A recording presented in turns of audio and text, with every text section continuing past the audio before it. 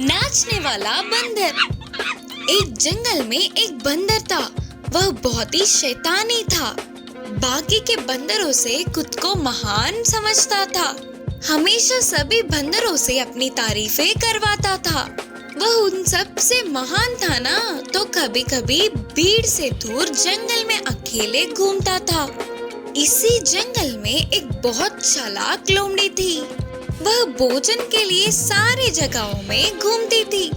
उसका आना देख लोमड़ी के हाथ लगेंगे तो काम खत्म करके बाकी के छोटे छोटे जानवर बच के निकल जाते।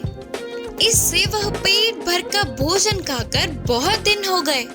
एक दिन खाने के लिए ढूंढ रहे लोमड़ी को बहुत सारे फलों से एक आम का पेड़ दिखा। उन आमों को देखते ही उसे खाने की इच्छा जागी।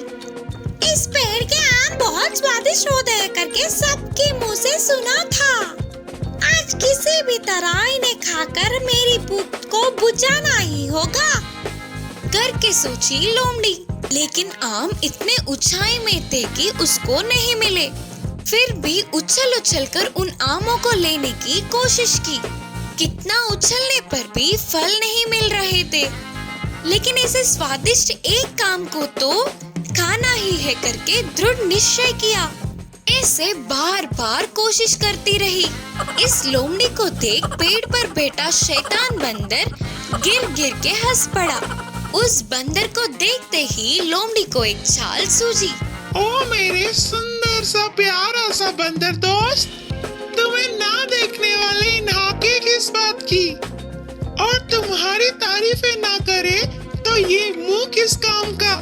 बोलते हुए शुरू किया। पहले से ही तारीफों से फूलने वाला बंदर लोमड़ी की बातों से और उबर गया। तुम्हारे चलने से ही मोर नाचना सीखेगी। तुम चलने से अच्छा उस पेड़ पे नाचोगे तो उसकी सुंदरता एक अलग ही बात होगी। मुझे तुम्हें पेड़ पर नाचते हुए देखना है करके लोमड़ी के बोलते ही वह बंदर खुशी से उस पेड़ पे इधर उधर उछलने लगा। इससे बहुत सारे आम नीचे गिरे। लोमड़ी की खुशी का ठिकाना ही न रहा। उन सारे फलों को टोकरी में डालकर बोली, अरे ओ टेढ़ी बंदर, तेरी पागल को देख नहीं पा रहे हैं, बस कर अभी। बोलते हुए और चार बातें सुनाकर उस फलों के टोकरी को लेकर उधर से झट से भाग गई लोमड़ी। अचानक घटित इस घटने से शैतान बंदर चौंक गया। इस कहानी की शिक्षा है कि तारीफों से उबरना नहीं। किस्मत बदलने वाला प्यार और दया। ये बहुत पहले समय की बात है। एक साधु जंगल के नदी के पास आश्रम का निर्माण करके रहता था। उनके कई शिष्य थे। वे सभी वहीं रहकर गुरुजी से विद्या का अध्ययन करते थे। वे विद्या के साथ साथ अच्छे अच्छे सीख भी देते थे। उस साधु के सभी शक्तियों में से एक अद्भुत शक्ति था कि वे मनुष्यों की किस्मत जान सकते थे। उन शिष्यों में एक 10 साल का बच्चा भी था। एक दिन साधु ने उस बच्चे की शक्ल को देखा तो उन्हें उसकी भविष्य का पता चल गया। उस बच्चे की आयुष्य पूरा होने को था और बस कुछ ही दिनों में वह मरने वाला था। गुरुजी को उस बच्चे को देखकर बहुत दुख हो रहा था। वह बहुत ही अच्छा बच्चा था। ऊपर से सब कुछ एक ही बार में याद करने वाला था। न जाने क्यों अच्छे को ही वह भगवान जल्दी अपने पास बुला लेता है करके सोचता हुआ अंदर ही अंदर रोने लगा। मरने से पहले वह बच्चा अपने माँ बाप के पास होगा तो ठीक होगा करके उन्हें लगा। इसीलिए साधु ने उस बच्चे को बुलाकर कहा, बेटा अब थोड़े दिनों के लिए छुट्टी लेकर अपने घर जाओ। जितने चाहे उतने दिन अपने माता पिता के साथ खुशी से बिताना। वापस आने की कोई जल्दबाजी मत करना करके समझाते हुए घर भेजा। विद्या को बीच में छोड़ के जाना नापसंद होने पर भी गुरुजी के कहने पर उन्हें ना बोल पाते हुए बच्चा घर लौटने लगा। रोज रोज भारी हो रहे थे।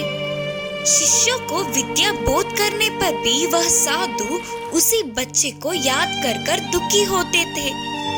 गुरुजी में आए हुए इस परिवर्तन को शिष्यों ने ध्यान दिया, पर उन्हें कुछ पता नहीं चल पाया। ऐसे 3 महीने बीत गए।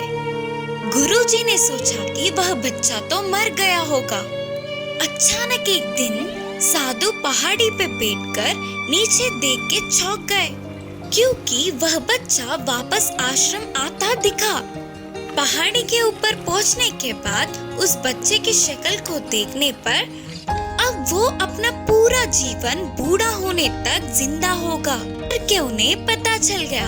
क्या ये संभव है?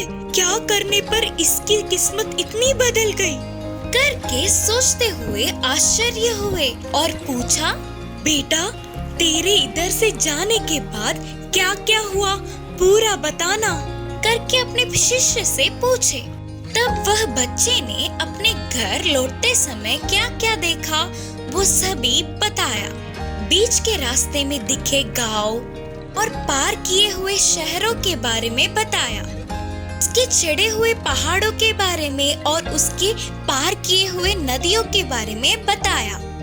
फिर साधु ने पूछा, और कुछ विशेष बातें हैं क्या बेटे? फिर शिष्य ने याद करते हुए कहा, एक बार मुझे एक तालाब को पार करना था गुरुजी, तब तक तूफान आ चुका था। इससे वह तालाब और ज्यादा बह रहा था। उस तालाब के बीचों बीच एक मिट्टी का ढेर था।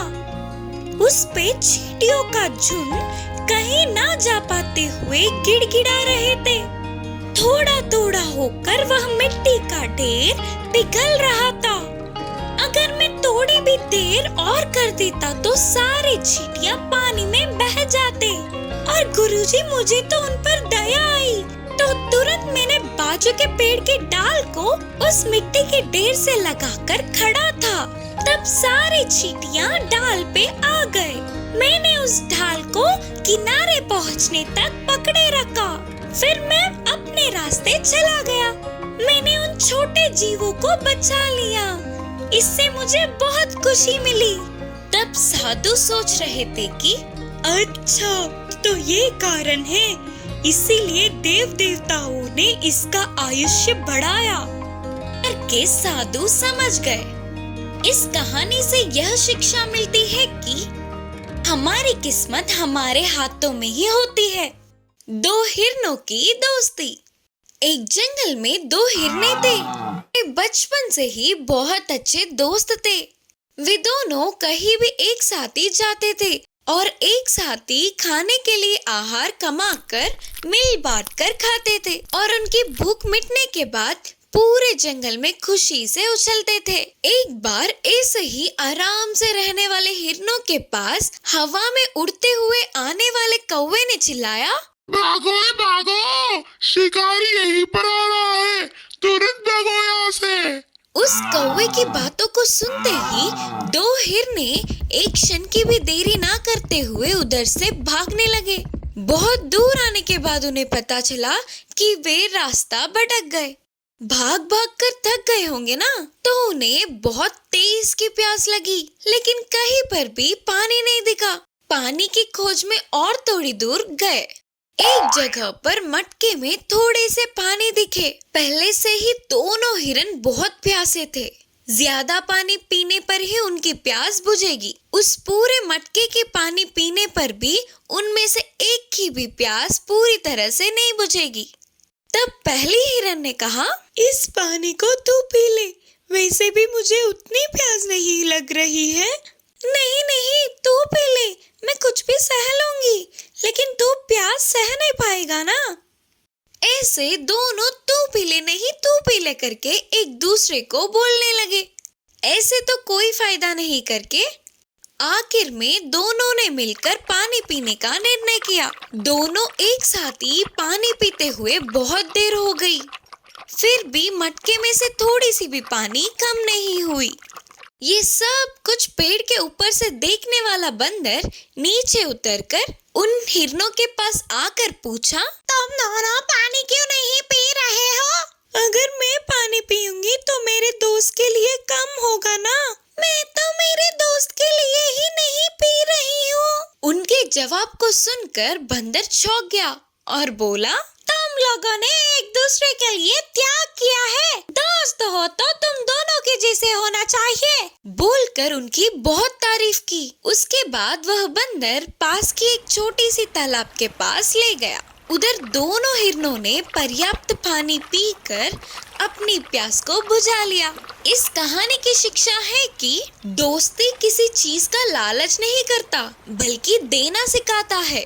कछुआ और भालू की कहानी। एक जंगल में एक भालू था। उसको बहुत ही बलवान होने का घमंड था।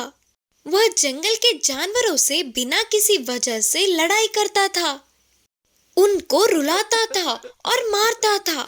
इससे वे सब इस भालू का हमसे पीछा कब छूटेगा करके इंतजार करते थे। उस जंगल में शेर, बाघ और हाथी जैसे बड़े बड़े जानवरों का ना होने पर भालू का कोई मुकाबला ही नहीं था।